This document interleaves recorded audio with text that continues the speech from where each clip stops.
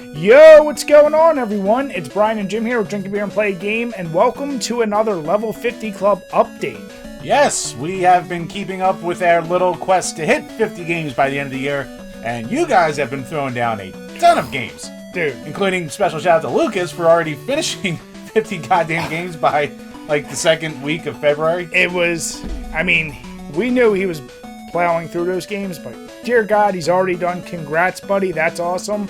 I want you to keep tracking. I want to see how many you beat in a year.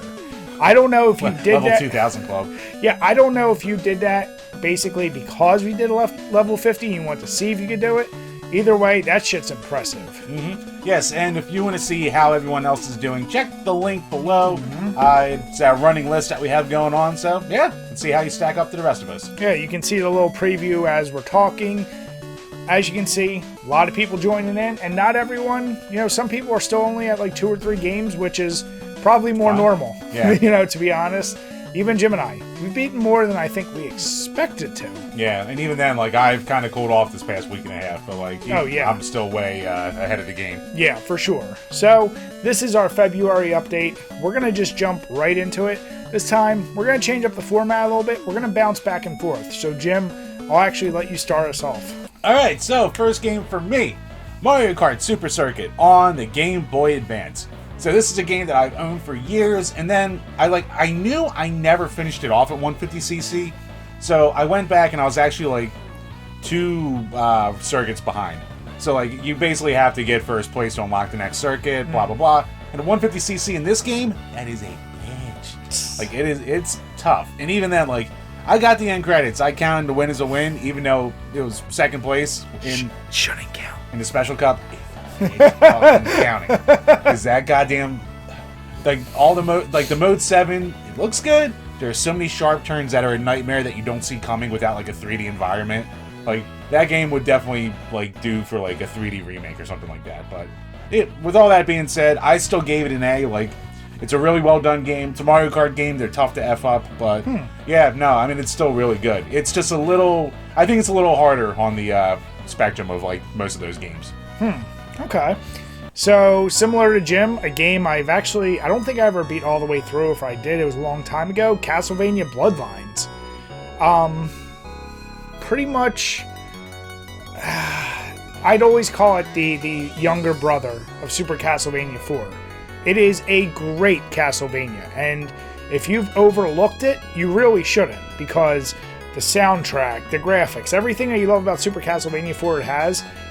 And they even threw in some things that, although I don't think they were all super successful, like the level designs, some of them were awesome, like the rotating tower. Yeah. That was really cool. The one where you're like, not inverted. What the hell was that one where you're segmented? Oh, that one's weird. Yeah, it's a cool visual trick, but it really throws you off. It got old, and they made that a really short level, so it felt like they threw it in just say, look at something unique. And then the end with the boss gauntlet, I never liked those. That felt always kind of cheap to me, but still, excellent game. That's easily an A for me. So you should definitely check that one out. Alright, my next up, Blasphemous, the game that I did not shut up about for a good number of podcasts in a row this year. But yeah, it's absolutely fantastic. If you like your Metroidvanias a little more linear, but with way harder combat. Like, I've heard people compare it to like a Dark Souls if that was a Metroidvania kind of deal. So, as someone who's never really played Dark Souls, I can't confirm or deny, but I can definitely tell you that a lot of the common enemies will kick your ass. So, not an easy game, but I put like 17 hours into it and wound up like 81%ing the game, so I got the bad ending, but I still really enjoyed my time with it. You have to 100% to get the good ending. Would you go back to it? I would like to, if I wasn't doing like the 50 Club and all that shit. Okay. Like, I wouldn't mind going back and trying to finish it off and get the good ending. So, but yeah, I gave it an S. It's fantastic. Do you like it better than Hades? I mean, they're completely different games. I gave Hades an S too. I'm just saying, do you like it better than Hades? I think I like Hades more still. Alright. So, this is going to be a common theme with me. I did a lot more of my puppet combo games. As I've said, like, that should have been part of my goal this year, is just to finish off all their games, because I'm going to the way I'm going anyway.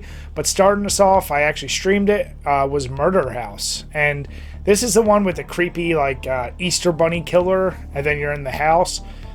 Excuse me. That, I would say, is probably one of Puppet Combo's better games. And it's still not perfect, and it's not meant to be because it's, you know, tank controls and all that. But you know what? They captured horror so perfectly in this game that this may be one of the few A's I give a Puppet Combo game. It's, once again, it's not perfect. It's not for everyone. It's really short. Like, if you know what you're doing, you could probably beat this in an hour flat. I fucked around for a while, died a couple times, so it probably only took me like 2.5 hours. But still, really fun, super creepy atmosphere. I would suggest it. Cool. My next game, Road Rash Jailbreak on the GBA. So we had previously done a review for Road Rash Jailbreak on the PS1. So link for that will be below. And so I was curious. I was like, all right, let's see what the GBA port of this will be like. GBA's got a lot of weird conversions of like 3D games, and I'll give the game this. Like, oh god. No. It does, like, it will scratch the Road Rash itch. It's still not a great game. Like, as far as single player content goes, they give you like 5 main game modes, so there's different stuff to do, kind of. But like you get like 6 courses for like the regular mode, and then like you have easy and hard, just so they get a little harder, but there's really not that big a difference. And then you can play as the cop trying to stop the people, and then there's time attack, and then there's like survival mode or something. So, this fucking guy. So like I played through all the cop sections and all the easy and hard modes for the game. The most bizarre thing about it is there's no on-card saving in there. Like, everything's password-based. So, like, you can, like, level up your guy through, like, getting a lot of money and shit like that. But it remembers exactly where you are with the passwords? Apparently, yeah. So it must have, like... Well, it doesn't remember exactly where you are. Like, if you turn it off and turn it back on, you're back to $0. So you have to grind your way through all the races again to get enough money to do, like, one upgrade on your guy. But you have to also remember beforehand to put your password in there so you can use your upgraded guy, so you can, like, upgrade the next one after him. That's weird. Yeah, it's weird that they don't have any on-card saves. That's bizarre. Especially since it's a portable game, and with all these upgrades and unlocks, you would think, oh, I have it at my... Oh, no, I have to bring a paper with me. So it's also weird that's a port of the worst Road Rash game. Yeah, but... and it came out, like, 3 years later, too. So everything about it's kind of bizarre. But, like, I still... Be careful. I gave it a C. Okay. I gave it a C. Like, it's not great, but it still gave me just enough of that Road Rash enjoyment that I'm like, I don't regret playing it, but like I would never go back to it. I do want to do a review of it, just because it's different enough. Yeah. So because we did all the other ones. We did all the other ones, yeah. Generally, if we do series, we try to do all of them, eventually. Yep. So, speaking of games that were interesting, I did Ski Freak, and this was on stream.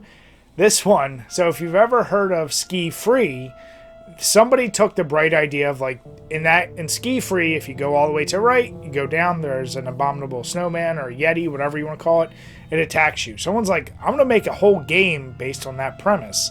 Same similar controls as you control the skier, but what makes it interesting is there is a little bit of a horror story with a...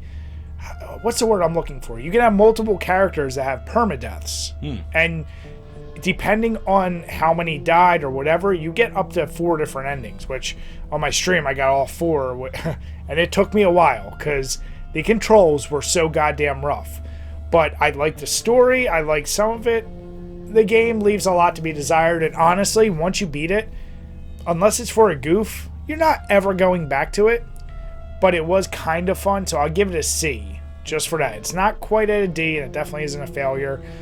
It's a simple, mindless, like, I could see you having a lot of fun with this. Okay, it did look fun, like, but yeah, the controls are as rough as you say. They're definitely, like, the excitement of actually finishing it, though, is like, holy shit, like, you're so into it. Maybe it was the booze, too. Yeah, possibly. All right, my next up, Sonic Advance on the Game Boy Advance.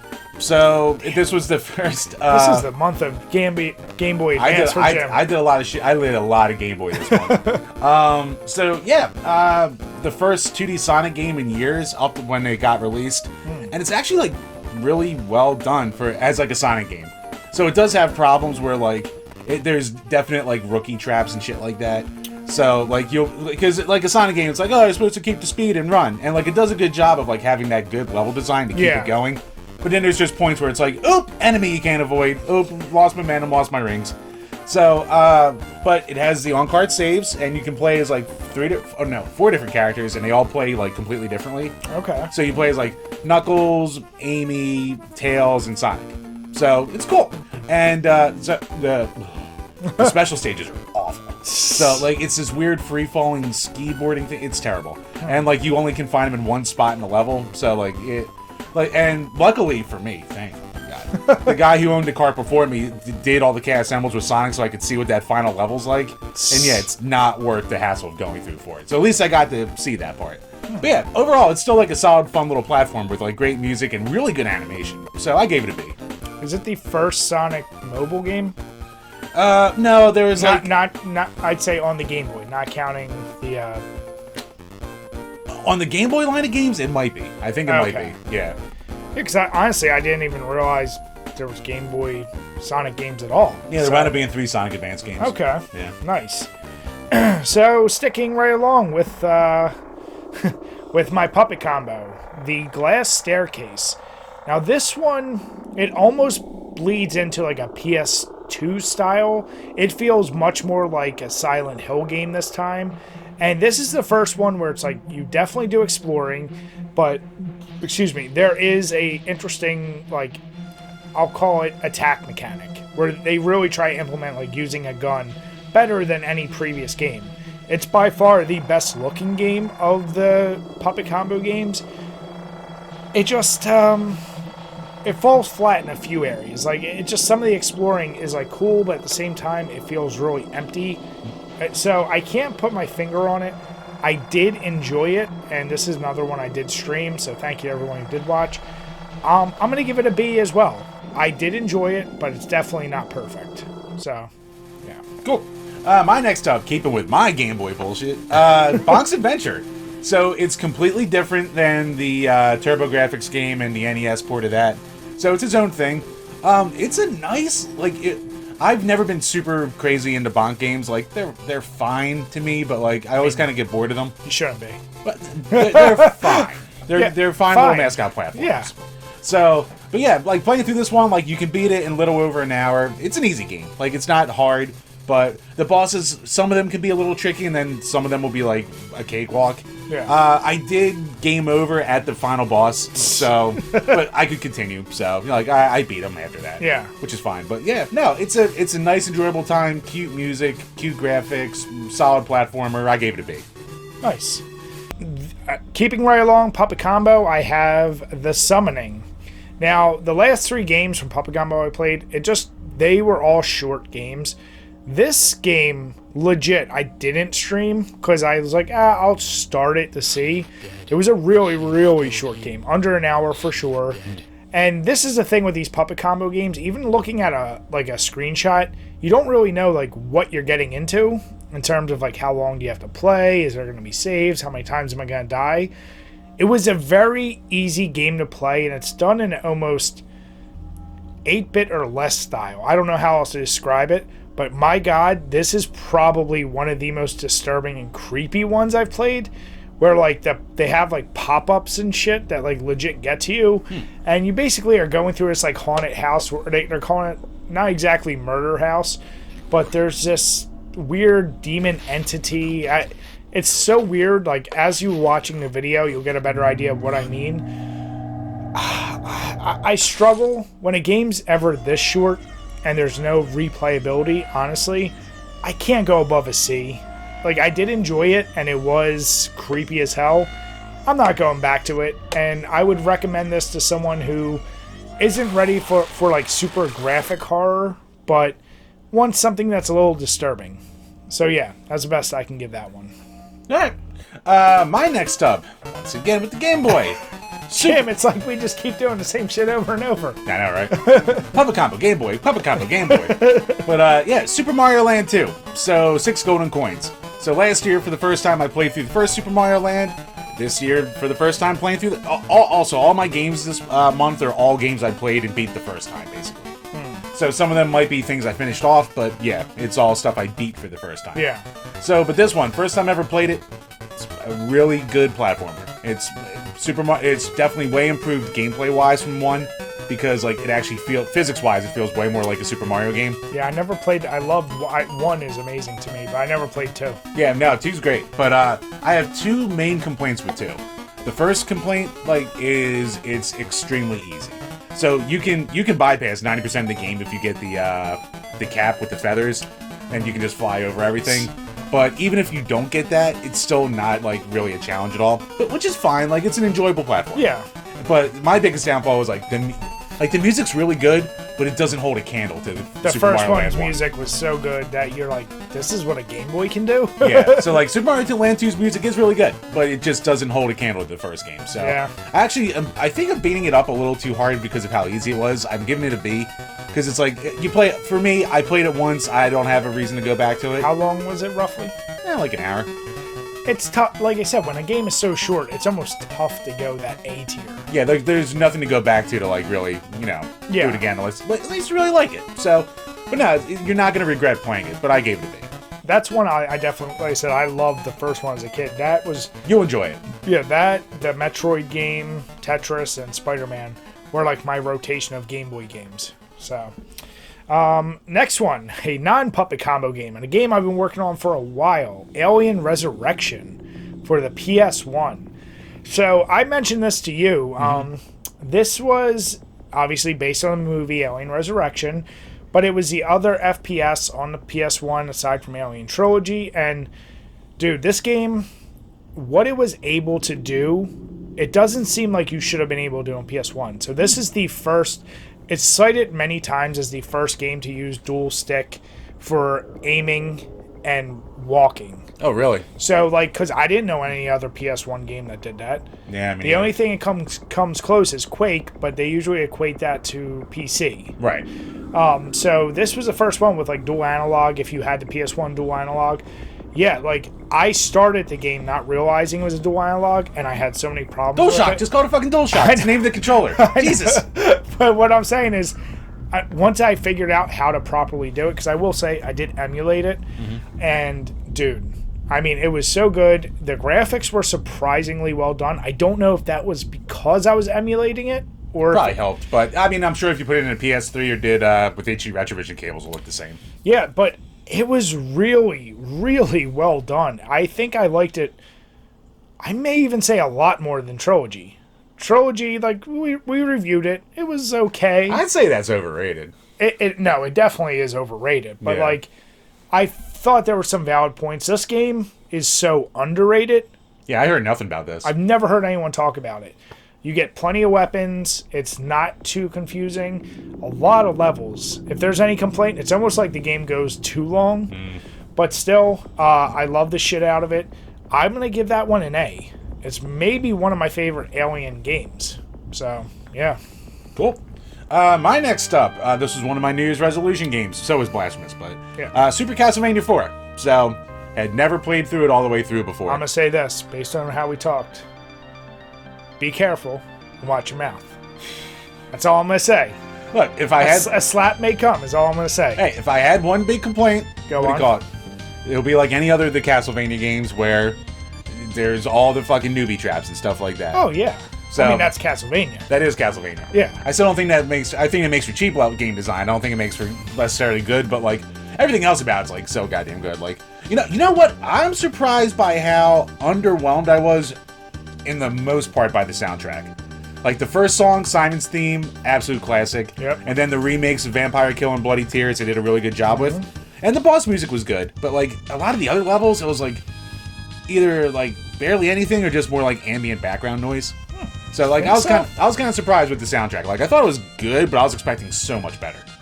So, but, yeah, no, the control's great. The level design's great. It's very inventive with a lot of things. You know, it has its issues with slowdown in certain parts, but there's so much going on. Is this your, like, second or third Castlevania game you played all the way through? First. Real? I thought, didn't you do Symphony of the Night? Never finished it. Shit. And you said you never beat Bloodlines. Never beat Bloodlines, never beat any of the NES ones. Okay. Yeah. All right, so yeah. Like, no, I love the games and I like to play them, but then, like, I get to the point where, like, I'll die like enough times. I'll be like, I'm just turning it off. So with 4, what I said when we reviewed it, which was, I'm not calling it an easy game, but it's one of the easier Castlevanias because you can control like the whip in every direction, hitting off the steps, jumping and whipping, all that shit made such a difference, and you realize like it makes the other ones that are so stiff, it makes you dislike them more, those control schemes. When you have the freedom to do everything, you go, oh shit, now I have to go back to like being stiff. So yeah. But yeah, no, I mean, I don't know what I was fully missing from it to give it an S, but I gave it an A. Like, I still really enjoyed it, so. Hey, yeah, A's a good score, Brian. A's a good score. I'm gonna have to relook. So far, I know you just said Blasphemous this video. It's an S. I'm gonna relook what else you've given an S so far. You might have a delayed smack. I can tell you, so far level 50, I don't think I've given anything else an S so far. Well, Streets Rage 2. Oh, Streets Rage 2. Yeah, that's right. I don't have my scores on this one. I was keeping track here. Yeah. Son of a bitch. Also, I just accept you're not that big of a Castlevania fan. As you, yeah. Yeah. Or most people. Normals. Alright. So, now going back to my puppet combo games. Ah, Jesus. Unfortunately, my next 4 that close me out are all puppet combo. So you had like one game that wasn't puppet combo, 2. Well, two that weren't puppet combo. Here's the deal. So I am in the background working on Witcher 3, and now with my PS5, which, thanks to your wife, I'm playing God of War. So I have a lot of now just super long games, and I'm like, I can't dedicate any other time to a game that's going to take me... Like, I won't dedicate... Like, Puppet Combo, I know I'm never going to spend... Next month's update video is going to be very short. Oh, dude, yeah. But, the Night Watch, which is very, like... Did you see an Angelina Jolie movie where she's a fire marshal in the tower? Yeah. Those Who Wish to Kill Us or something. Something like that, yeah. So that movie wasn't bad, but I also thought, like, man, there should be more movies about this. This game is a guy, a ranger in a tower. Things happen like they always do in Puppet Combo. A lot of creepy, like, what's this and that. The thing I liked the most about this is you have to have an inside track to other Puppet Combo games to know that this is kind of a prequel to Power Drill Massacre. And the ending's super creepy because you end up in a dude's cage, butt-ass naked, and he kills you with a drill. Spoiler. But it is a fine game. There's also another... Puppet Combo does this all the time. There's a mini game. That's the old... what are the old computer... Is it Commodore 64 that was text-based adventures a lot? I mean, you had them on all of them, really. Yeah. So... There's a text-based adventure in the middle of the game that you can play on a little computer. You know what? I always like that. I don't always play them all the way through, but I appreciate like throwing in little nods like that. It's fine, but at the same time, there's a lot of that game where you just do nothing and wait. So I can only give it a C. It's not bad, but it's not their best. All right. My next up, Spyro Orange, the Cortex Conspiracy on the Game Boy Advance. Is this your first Spyro game? This is the first Spyro game I finished. What a terrible way to start. So this was part of a crossover with Crash Bandicoot. So it was Crash, Purple, Spyro Orange. Apparently Crash Purple's a pretty decent game. This is not. So it's basically like, it's a really weak, you go through like 5 levels, and like every level's kind of a hub with like some enemies in there and some platforming. And like you have like gems you can collect to like get, it's based around like getting all these cards. It's like a card collecting game, but like the cards don't mean anything. It's just about collecting them. But yeah, you have to like play through a number of mini games in each level before you can fight the boss to go to the next level.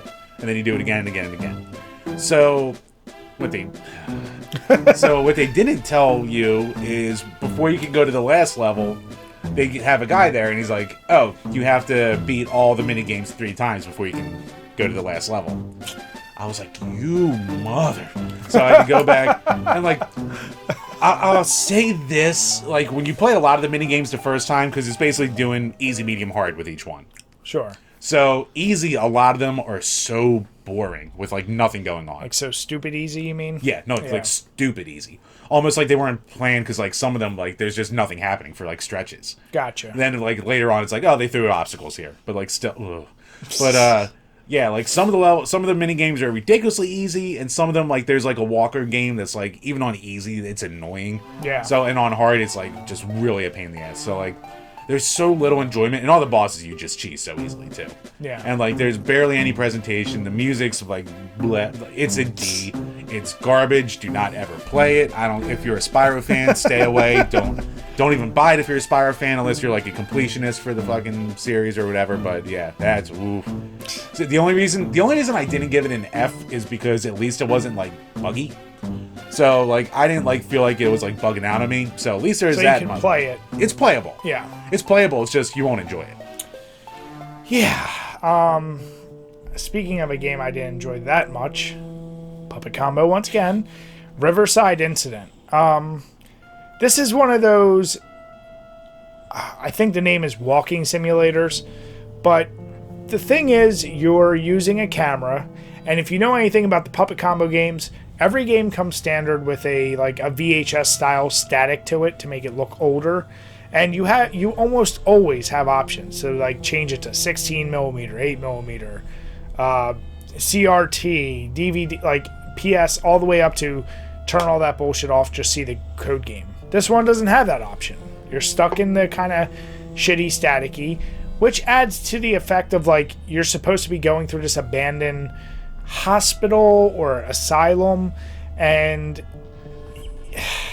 spoiler if you need a spoiler, like it turns out you yourself are the killer, because eventually you end up in front of the person's house, and then you just hear these terrible screams, which apparently, as I said before, this guy who makes these games used a 911 call of a real woman being murdered, and her screaming is the scream he used in that. It's a really weird... How'd he get away with that? Here's the deal. Did he talk to the family? Well, it's an indie game developer, Jim. Oh. Ask for forgiveness later. Yeah, exactly. All right.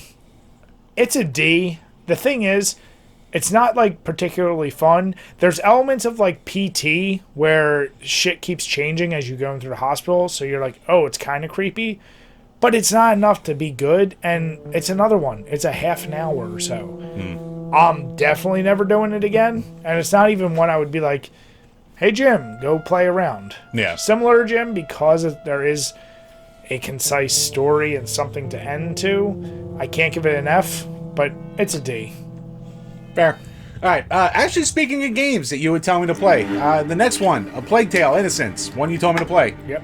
Play it off Game Pass. I believe it's still on there, so if you haven't played it, make sure you download it, because it's really good.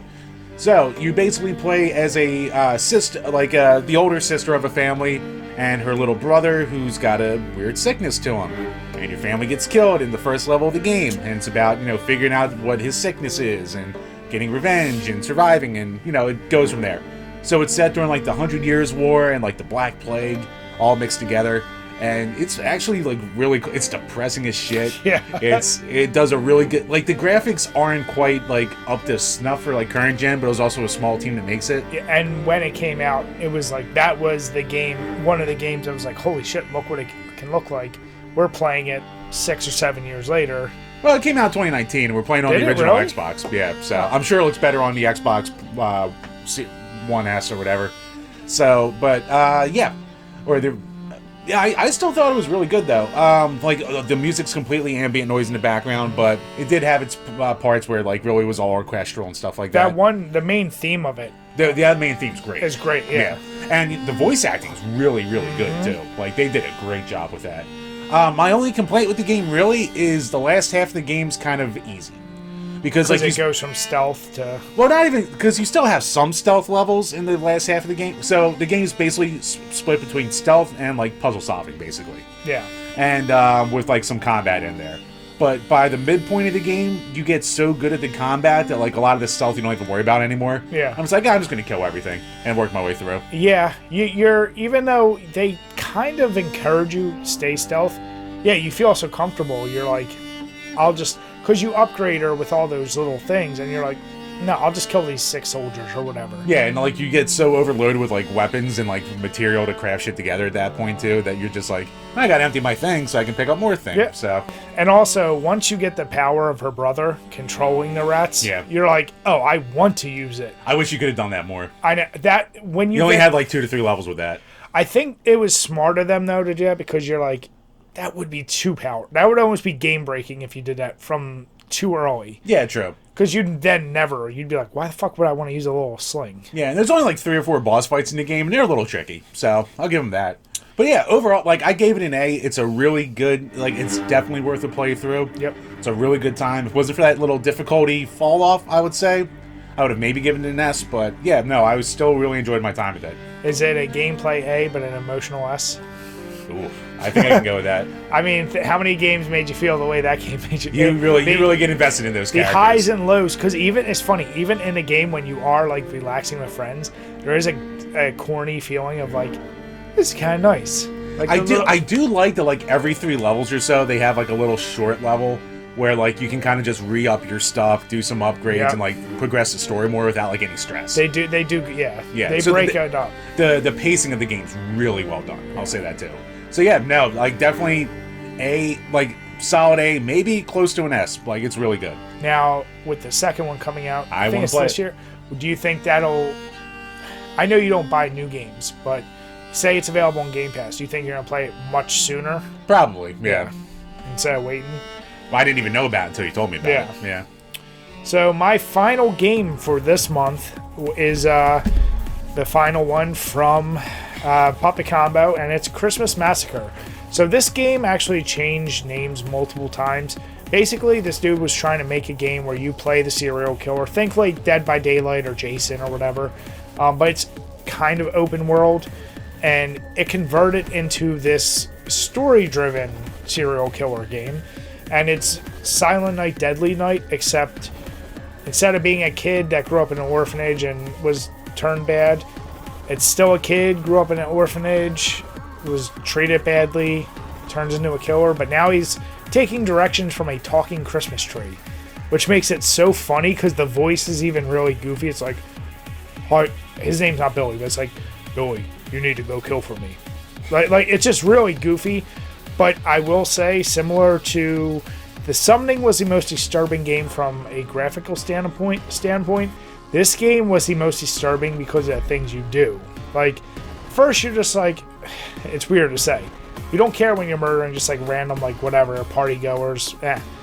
Then like eventually you go back to the orphanage and you kill all the orphans in the game with like a flamethrower, and you're like, oh, it's so excessive and over the top that you're like, what the fuck?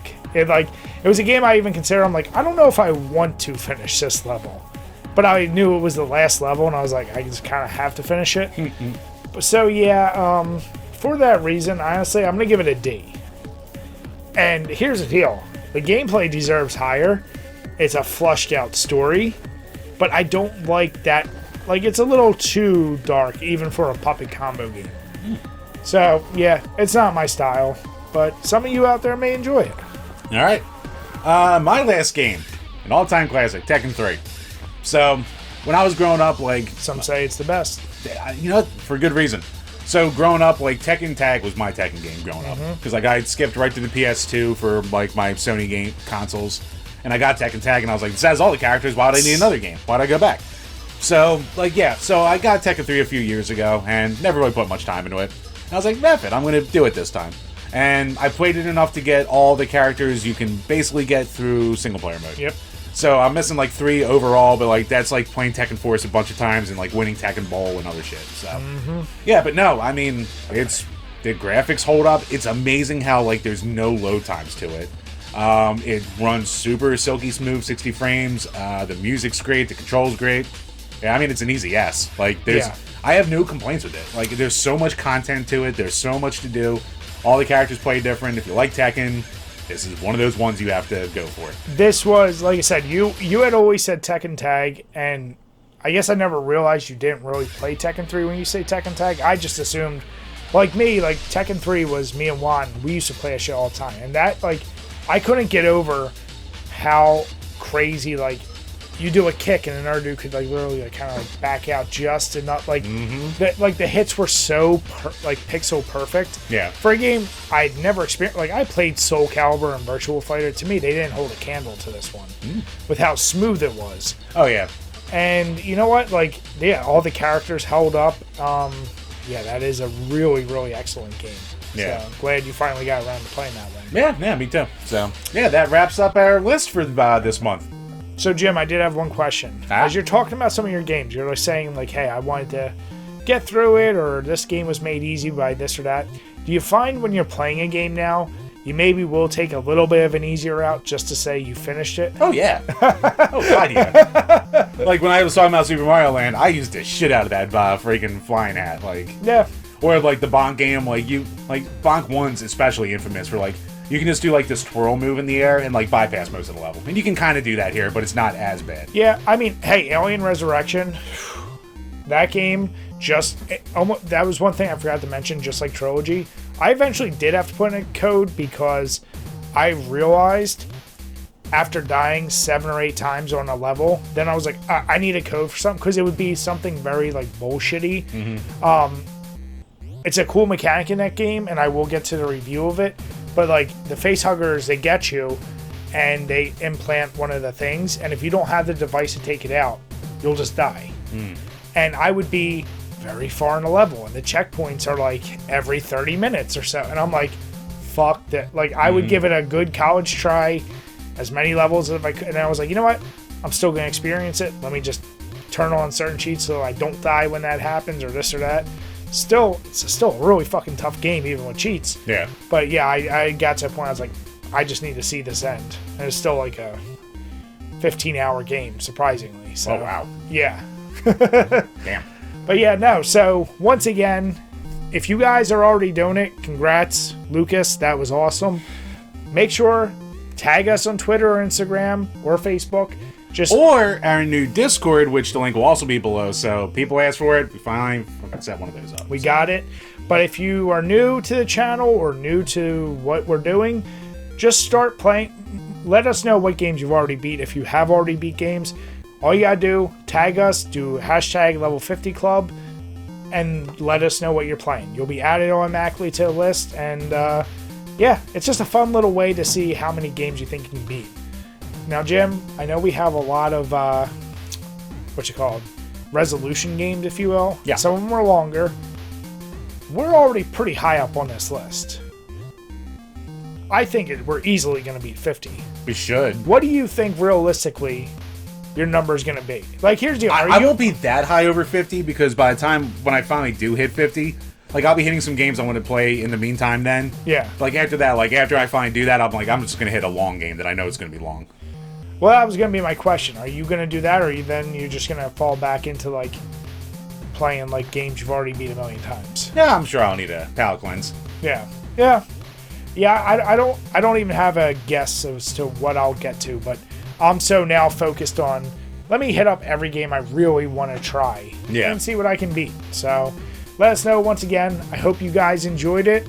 And come back next month for our update in March. Cheers, everyone. Cheers, everybody.